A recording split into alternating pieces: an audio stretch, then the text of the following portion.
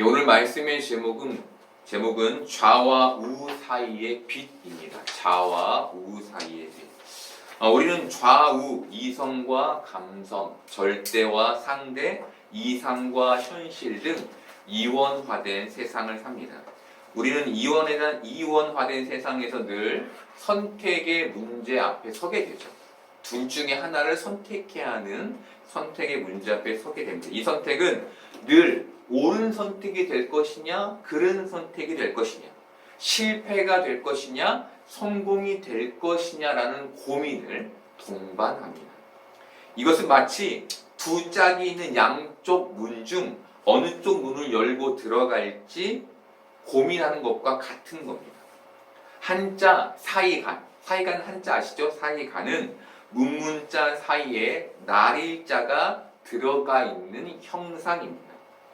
이거 좀 넘겨주시면 좋겠는데,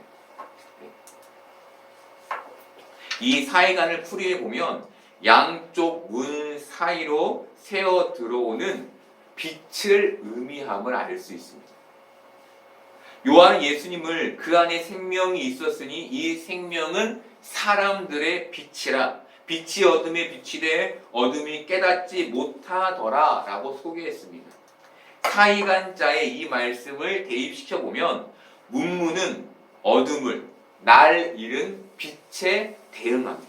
그리고 이것을 사람들이 어둠에 있었다는 말씀에 적용해 보면 그들이 좌우의 선택의 문제에 집중한 나머지 그 사이로 들어오는 예수 그리스도라는 빛을 보지 못했음을 알 수 있습니다.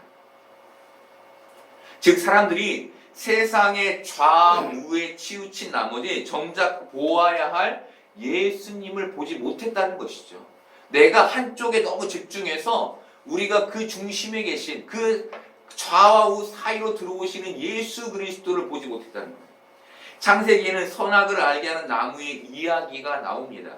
하나님은 선악을 알게 하는 나무를 동산 중앙에 두신 후 아담에게 그 열매를 먹지 말라라고 명령하셨습니다. 이 말씀에서 선악이란 옳고 그름과 더불어 좌와 우도 의미합니다. 중요한 것은 하나님께서 사람에게 선악을 알게 하는 나무의 열매를 먹지 말라고 명령하셨다는 겁니다. 이것은 선이나 악, 좌나 우를 선택하지 말고 내 말, 내 뜻, 내 명령을 지켜라 라는 의미였습니다. 이렇듯 하나님은 좌우의 문 사이에서 비친 말씀, 하나님의 말씀, 빛이신 예수 그리스도께서 하나님의 말씀이셨죠. 그것을 보기를 원하셨다는 겁니다. 그런데 인간은 선악을 알게 하는 나무의 열매를 먹었습니다. 성경은 그 후로 아담과 하와가 벌거벗은 것을 부끄러워했다라고 기록합니다. 인간에게 옳고 그름, 좌우의 분별이 생긴 것이죠. 하나님의 말씀을 따라 살던, 하나님만 바라보며 천국을 누리던 그들이 이제는 부끄러움을 아는 옳고 그름을 분별하는 자가 된 거예요. 그리고 인간은 그 후로 죄를 짓기 시작했다고 성경이 기록합니다. 여러분, 이것이 우리에게 뭘 말해주는 걸까요? 신앙이란 인간이 판단하는 좌우가 아닌 그 사이에 하나님의 빛을 보는 것임을 말해주는 것이죠. 우리는 이 땅에서 옳고 그름을 판단합니다. 그리고 내가 생각하기에 옳은 것을 선택하여 그 옳음을 맞다고 믿죠. 그런데 그 선택을 넘어서 그 선택이 아닌 그 사이에 하나님의 빛이신 하나님을 보는 게 신앙이라는 겁니다. 예수님은 삶과 죽음의 선택 앞에 서 계셨습니다. 이것으로 예수님의 마음은 괴로우셨습니다. 27절 상반절 보겠습니다. 지금 내 마음이 괴로우니 무슨 말을 하리요? 아버지여 나를 구원하여 이 때를 면하게 하여 주옵소서. 그런데 이 말씀은 예수님이 인자가 영광을 얻을 때가 왔다. 하늘의 별이 땅에 떨어져 죽지 아니하면 하늘 그대로 있고 죽으면 많은 열매를 맺느니라 라는 말씀을 하신 후에 나옵니다. 이 말씀은 예수님이 이미 자기가 선택해야 할 선택이 무엇인지 아셨음에도 불구하고 그 선택의 괴로움이 심하셨음을 말해줍니다. 이것은 인간이 가진 선택의 편향성, 즉 자기에게 좋은 것, 자기에게 유익한 것을 선택하고 싶은 욕망을 보여줍니다. 여러분, 왜 예수님은 우리에게 당당히 죽음으로 걸어가는 모습을 보여주시지 않고 이런 괴로움의 모습을 보여주신 걸까요? 내 유익, 내 안전을 먼저 생각하는 우리의 선택이 잘못된 게 아님을 보여주시기 위해서였습니다. 여러분, 우리가 무엇인가를 선택한 후에 신앙으로 괴로워한 적이 있죠. 또 무엇을 선택하기 전에 신앙 때문에 괴로운 적이 있죠. 그렇죠? 예, 그런 괴로움의 모습이 우리만 있는 게 아니라 예수님에게도 있었음을 보여주시는 것이죠. 그런 괴로움의 모습이 믿음 없음의 모습이 아닌 것을 보여주는 거예요. 우리가 무엇인가 믿음을 가지면 당당해야 할 것처럼 생각하죠. 그렇죠? 두려움도 없어지고 뭔가 이렇게 괴로움도 없어지고 걱정과 근심도 없어지는 것으로 생각하는데 그런 게 아니라는 거죠. 예수님도 그러셨다라는 걸 보여주는 겁니다. 그리고 상대적 박탈감이라는 말이 있죠. 상대적 박탈감. 사전적 의미는 다른 대상과 나를 비교하여 권리나 자격 등 당연히 자신에게 있어야 할 어떤 것을 빼앗긴 듯한 느낌을 말한대요. 사람들은 자신과 다른 능력과 실력과 외모 그리고 상황과 환경을 가진 사람들을 보며 상대적 박탈감을 느낍니다. 만약 예수님이 오늘 이 모습 속에서 괴로워하지 않으셨다면 우리는 예수님을 보면 상대적 박탈감을 느꼈을 거예요. 예수님은 신이니까 나는 인간이니까 다를 수밖에 없지. 이렇게 자기 합리화를 했을 거라는 겁니다. 그런데 예수님은 우리와 똑같은 공포와 두려움, 걱정과 번민을 보여주셨습니다. 나도 너희와 똑같아. 나도 죽음이 두렵고 무서워. 나도 아픔이 싫단다. 라는 것을 보여주신 것이죠.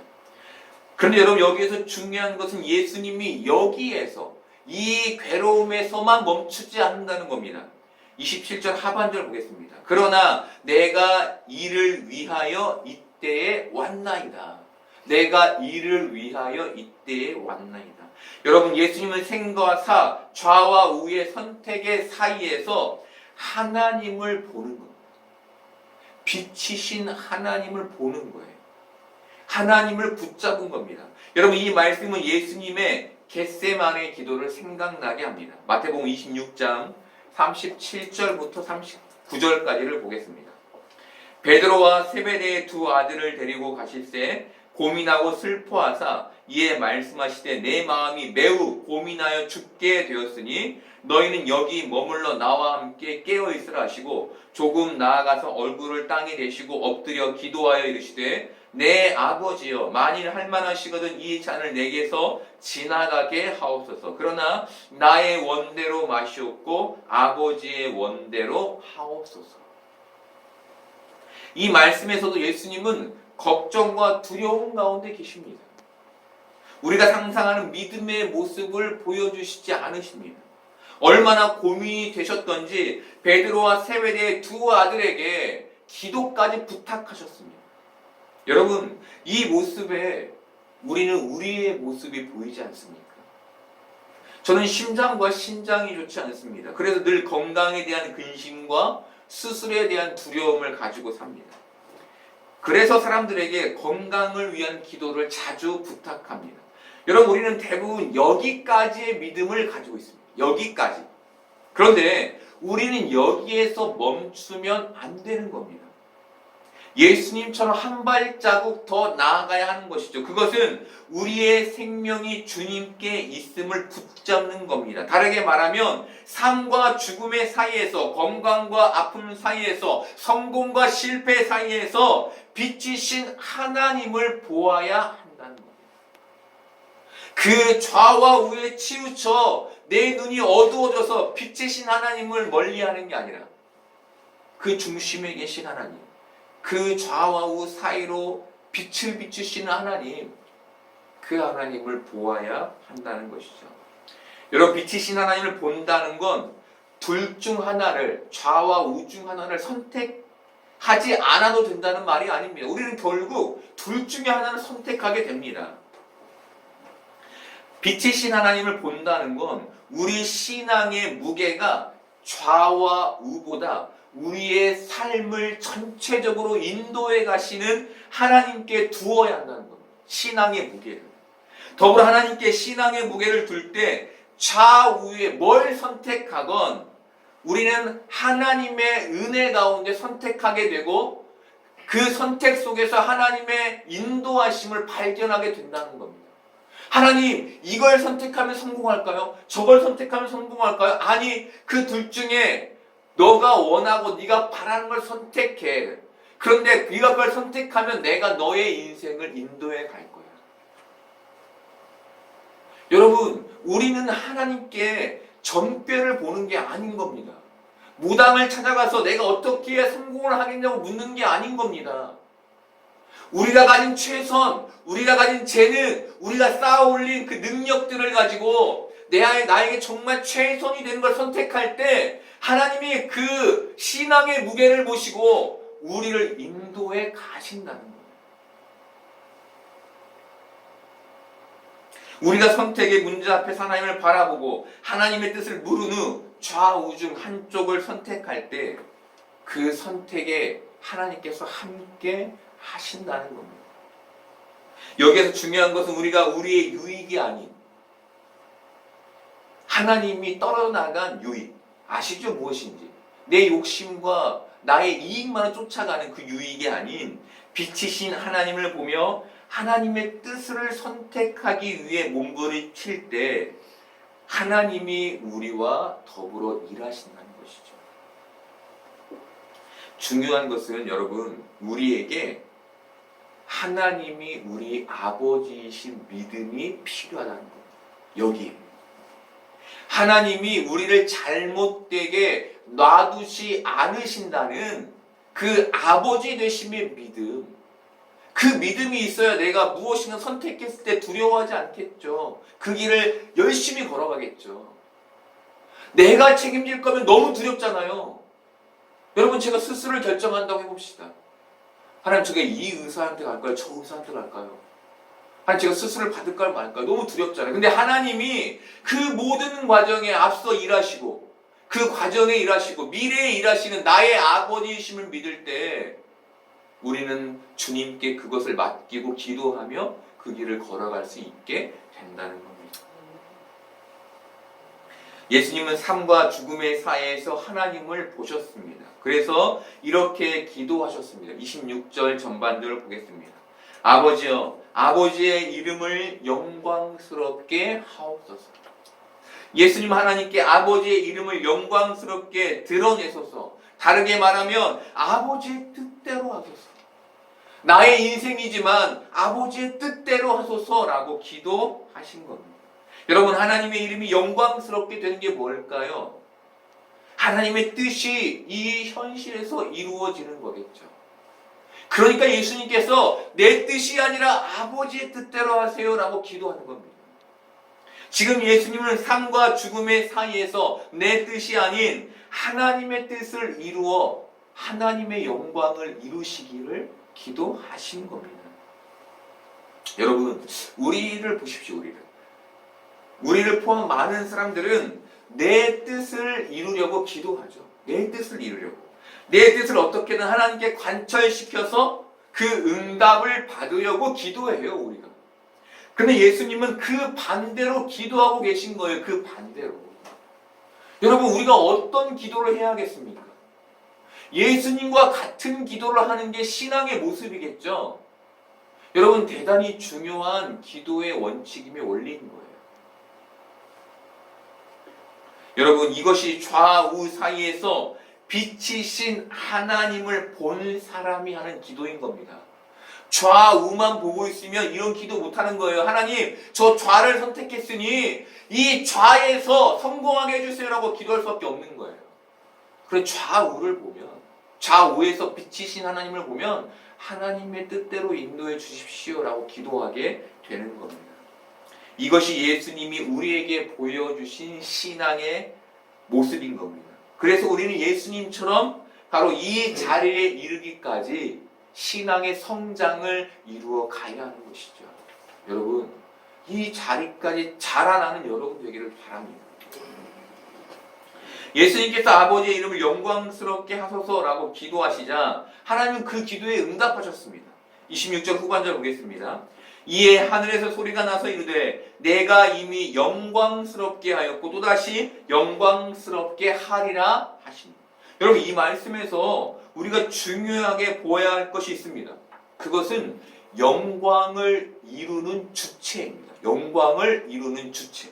우리는 대부분 영광을 이루는 주체를 나라고 생각합니다. 그래서 하나님, 제가 하나님의 영광을 이루는 삶을 살게 해주세요. 하나님, 제가 하나님의 영광이 되는 삶을 살게 해주세요 라고 기도합니다. 그런데 말씀을 보면 영광의 주체가 내가 아닙니다. 하나님이십니다. 여러분, 하나님께서 내가 그 영광을 이루고 또다시 이루겠다라고 말씀하신다는 거예요.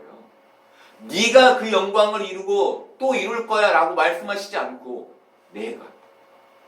하나님의 영광을 누가 이루는 겁니까? 하나님이 이루신다는 겁니다. 그 주체가 하나님이라는 거예요. 여러분, 그걸 잊으면 안 되는 거예요. 내가 하나님의 영광이 되게 해 주십시오. 잘못된 기도라는 거예요. 잘못된 비전이라는 거예요. 영광을 이루시는 주체는 하나님이신 겁니다. 그렇다면 하나님이 우리의 삶에 하나님의 영광을 이루시게 하려면 우리는 어떤 삶을 살아야 할까요? 큰 업적을 이루게 하시는 것도 하나님이시고 작은 일에 충성하며 살게 하시는 것도 하나님이심을 믿으며 맡겨진 삶에서 신앙인의 모습을 가지고 최선을 다해 살면 되는 겁니다. 여러분, 대단히 중요한 얘기예요. 사람들은 어떻게 하면 내 삶에서 조금 더 쉴까를 고민해요. 그런데 하나님은 그것이 아니라 최선을 다하는 삶을 말씀하세요. 신앙인의 모습으로. 이게 하나님께서 우리의 삶에 하나님의 영광을 이루시게 하는 방법인 겁니다. 여러분, 중요한 것은 이 안에 우리의 잘못된 선택, 다른 말로 불순종까지도 포함되어 있다는 거예요. 내가 잘못된 선택을 했다고 해서 그것을 하나님께서 축복으로 인도하시지 못하지 않는다는 거예요. 어떤 목사님이 기독교를 윤리로 이해하지 말라라는 말씀을 하셨습니다. 언뜻 이해가 되지 않는 말씀이었습니다. 우리가 생각하기에 기독교는 윤리를 중요시해야 맞지 않습니까? 그런데 그렇게 말씀하시지 않으신 것이죠. 그런데 이 말씀을 곱씹으며 제가 깨닫게 된 것은 하나님의 구원이 비윤리적인 우리의 삶을 넘어 있다는 것이었습니다. 이 목사님은 바로 그 넓고 깊으신 하나님의 사랑을 성도들에게 깨닫게 하려고 이렇게 말씀하신 것이었어요. 하나님은 너희의 그 행동 하나하나에 좌로 우로 너희들을 심판하시고 화내시는 분이 아니야. 너희를 깊고 넓은 사랑으로 인도하시는 분이야 라는 걸 말해주고 싶으셨던 것이죠. 여러분, 하나님의 사랑이 우리의 비윤리적 선택과 하나님의 뜻에서 어긋난 선택에 좌지우지 된다면 우리는 참으로 사랑받지 못하는, 아니 사랑받기 위해 전전긍긍하는 불행한 종교인이 되어버렸을 겁니다. 그런데 하나님의 사랑은 이미 이 모든 우리의 삶을 덮어내실 만큼 큰 것이죠. 하나님은 우리의 행동을 넘어서 일하시는 크신 하나님이신 겁니다. 여러분, 이런 하나님을 믿으시는 여러분 되기를 바랍니다.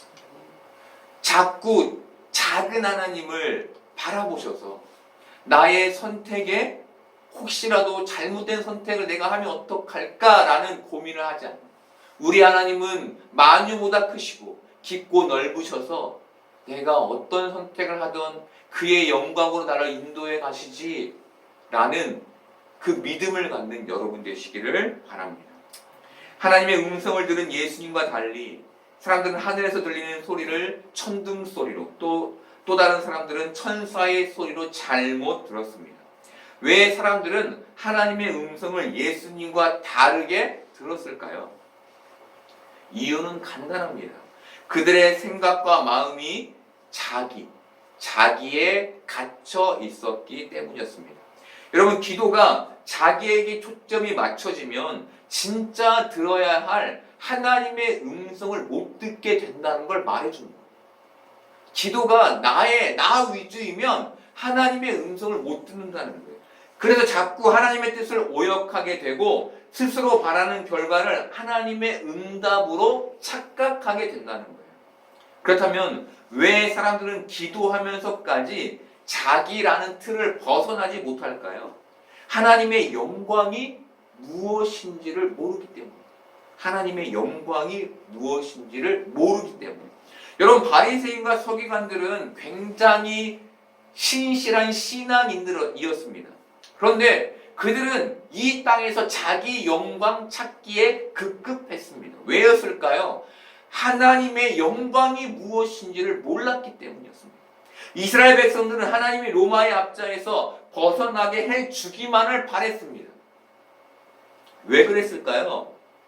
자기 영광 찾기에 급급했기 때문이었습니다.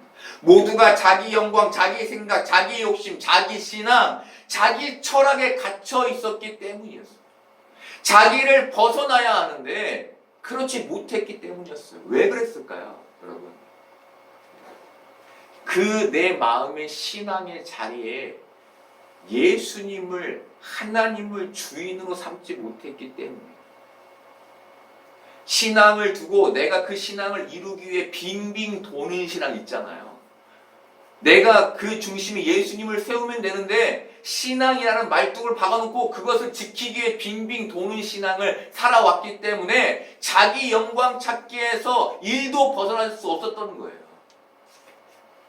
여러분, 예수님이 내 주인 될 때 오늘 말씀에 빗대면 문과 문, 좌와 우 사이로 들어오는 빛이신 예수님을 내가 바라볼 때 우리는 자기라는 틀을 벗어 예수님을 향해 하나님 나라를 위해 기도하는 자가 되는 겁니다.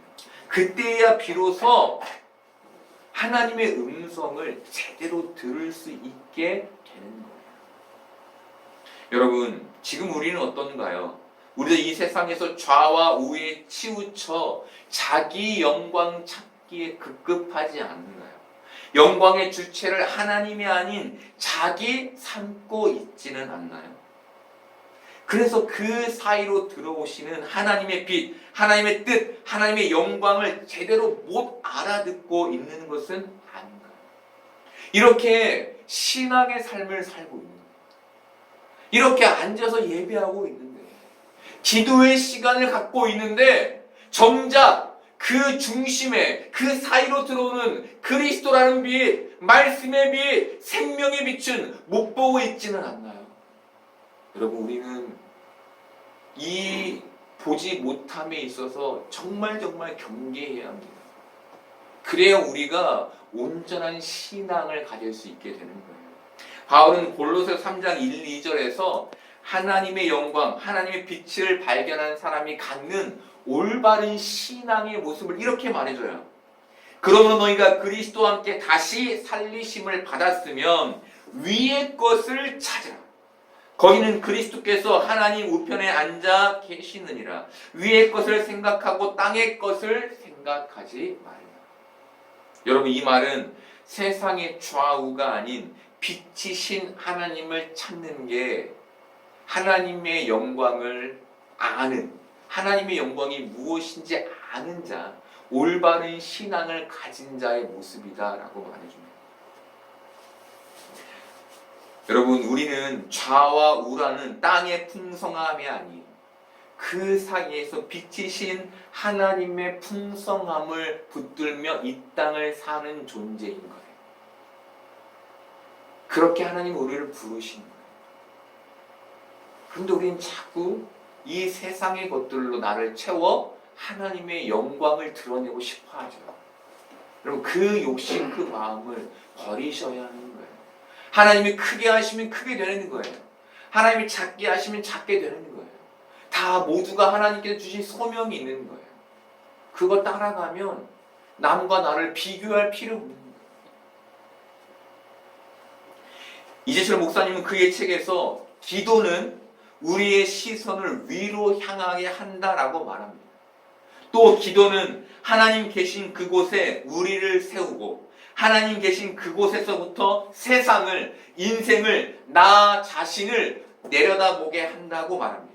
그래서 기도하는 자와 하지 않는 자의 생각이 같을 수 없고 기도하기 전과 기도한 후의 판단이 동일할 수 없고 기도의 유무에 따라 우리의 시선이 같을 수 없다라고 말합니다.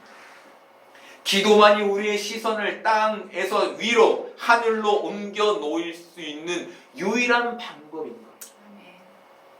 다르게 말하면 기도해야만 이 땅에서 좌와 우 사이에서 빛이신 하나님을 보게 되고 하나님의 음성을 제대로 듣게 되며 그 뜻에 순종하게 된다는 겁니다. 여러분, 이 기도의 자리를 지키고 기도의 삶을 살기 위해서 우리의 마음에 하나님의 영광이 무엇인지에 대한 알미 필요한 겁니다. 그렇지 않으면 우리가 계속해서 좌와 우만을 위한 기도를 하게 되는 겁니다. 물론 하나님은 선하신 하나님, 우리가 좌와 우를 위해 기도할 때 결국에 빛이신 하나님을 보게 하실 거예요. 하지만 시간이 많이 걸리겠죠. 여러분, 하나님의 영광을 알고 기도함으로 위의 것을 구하는 여러분 되기를 바랍니다. 땅에서 시선이 하늘로 옮겨지는 여러분 되기를 바랍니다. 그렇다면 기도는 언제 하게 될까요? 우리가 기도를 언제 하게 될까요? 예수님은 하늘의 소리를 제대로 듣지 못하는 사람들에게 이 소리가 난 것은 나를 위한 것이 아니요 너희를 위한 것이라 라고 말씀하셨습니다. 나의 죽음이 나를 위한 게 아니라 너희를 위한 것임을 말씀하신 것입니다. 그리고 예수님은 아주 중요한 말씀을 해 주셨습니다. 31절 보겠습니다. 이제 이 세상에 대한 심판이 이르렀으니 이 세상의 임금이 쫓겨나리라. 이 세상의 임금이 쫓겨나리라. 여러분, 예수님은 예수님의 죽음을 심판이라고 정의하십니다. 그리고 그 심판으로 인해 세상 임금이 쫓겨나게 될 것이라고 하십니다. 무슨 말일까요? 세상 사람들이 섬기던 돈, 명예, 권력, 쾌락이라는 세상의 힘이 꺾어지고 없어지게 될 것을 말씀하시는 거예요. 다르게 말하면 세상의 힘이 필요 없는 시대가 도래할 것이다, 펼쳐질 것이다 라는 말씀을 하신 겁니다. 사람들은 세상의 힘을 얻으면 새 삶이 사라지게 될 것이라고 믿습니다. 대부분의 사람들이 그렇게 생각해요. 세상의 힘을 얻으면 그런 삶이 내게 펼쳐질 것이라고. 여러분, 어른들이 모이면 나이가 들수록 돈이 있어야 한다는 말들이 꼭 나옵니다. 어른들이 모이면. 그런데 목사님들이 모여도, 물론 그분들이 나이가 있으니까 목사님들이 모여도 꼭 똑같은 말들이 나옵니다. 아마 인간으로 이 인생을 살아가는 게 다 똑같기 때문일 겁니다. 뭔가 이렇게 조바심도 나고 준비가 안 된 것 같고 그런 마음이 들기 때문이겠죠. 여러분, 저 역시 돈이 꼭 필요하다고 생각하는 사람입니다. 돈이 없으면 세상에서 초라하잖아요. 돈이 없으면 낯을 둘 수가 없잖아요. 여러분, 결혼식에 갔는데 돈이 없어서 10만 원 내고 5만 원 내면 되게 부끄럽잖아요. 그런 거 압니다. 그럼에도 제 안에 계속해서 드는 생각은 돈의 힘보다 기도의 힘을 더 신뢰해야 한다는 겁니다. 왜일까요? 왜? 우리 예수님이 세상 임금을 쫓아내셨기 때문입니다. 돈을 주는 것보다 기도해 줄게 라는 말에 더 큰 무게가 실리고 더 큰 힘이 실려야 한다는 거예요. 우리에게 돈 주면서 나의 힘을 자랑하는 게 아니라 기도하면서 내 힘을 자랑해야 한다는 거예요. 하나님, 내가 이렇게 기도하오니 내 기도를 이루시옵소서. 하나님이 이 세상의 힘을 이기셨으니 이 기도로 저 인생을 새롭게 하여 주시옵소서. 이 믿음이 우리에게 있어야 한다는 겁니다. 예수님은 우리에게 세상 임금이 쫓겨났다라고 말씀해 주셨습니다. 여러분, 세상의 힘보다 기도의 힘이 더 세다는 걸 믿는 여러분 되기를 바랍니다. 아멘.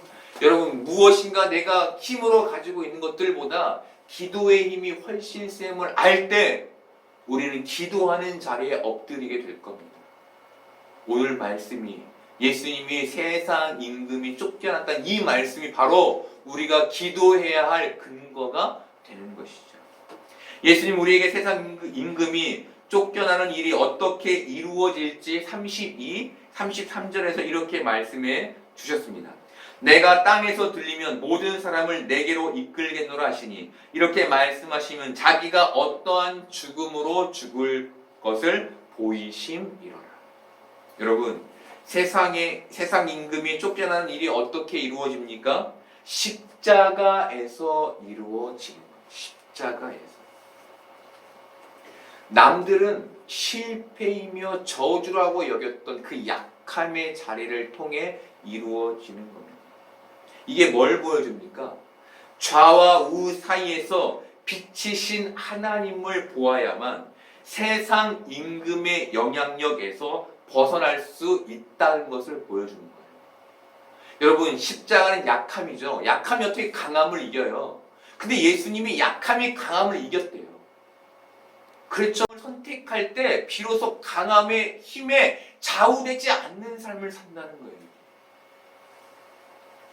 여러분, 지금 이것을 예수님이 하나님의 뜻이 있는 십자가의 자리로 보여주시는 겁니다. 그리고 성경은 예수님이 십자가에 달리셔서 만왕의 왕이 되시면 하나님이 선택한 모든 백성들, 다른 말로 세상 임금보다 큰 왕이신 예수님을 알아본, 세상 임금보다 큰 힘을 가지고 계신 예수님을 알아본 모든 사람들이 예수님을 따르게 될 것이라고 말해줍니다.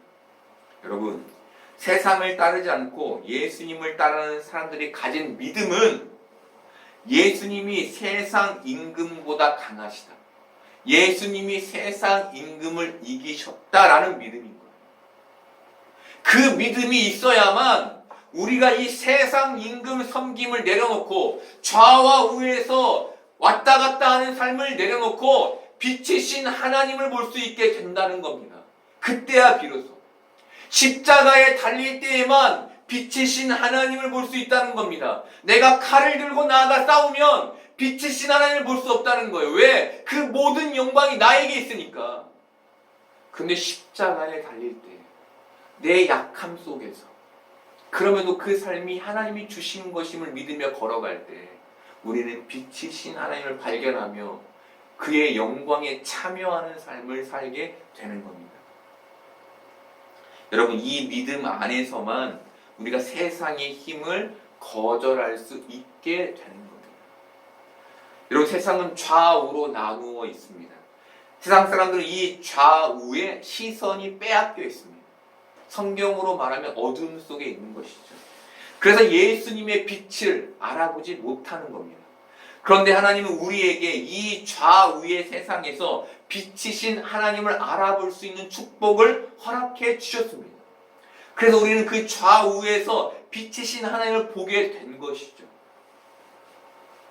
그리고 예수님을 통해 좌와 우가 아닌 하나님의 뜻을 붙잡는 삶이 무엇인지를 알게 하셨습니다. 마태복음에는 예수님이 사탄에게 시험받는 기사가 나옵니다. 예수님이 이 모든 시험을 이기셨습니다.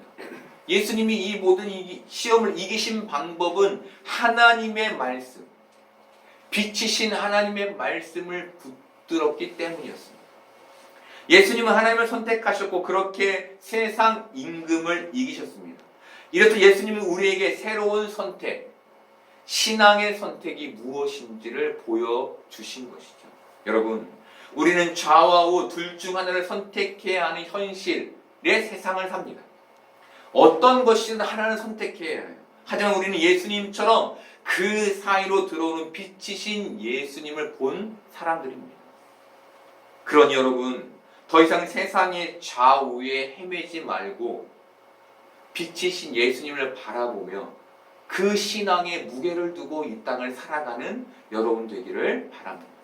그리고 하나님의 인도하심을 따라 여러분의 최선과 여러분의 능력과 여러분의 재량을 따라 선택하시고 그 길을 하나님이 인도하시기를 간구하며 걸어가는 여러분 되기를 바랍니다. 그래서 세상 임금의 영향에서 벗어나 세상에 휘둘리지 않고 하나님의 영광이 되는 복된 삶을 사는 여러분 되기를 소망합니다.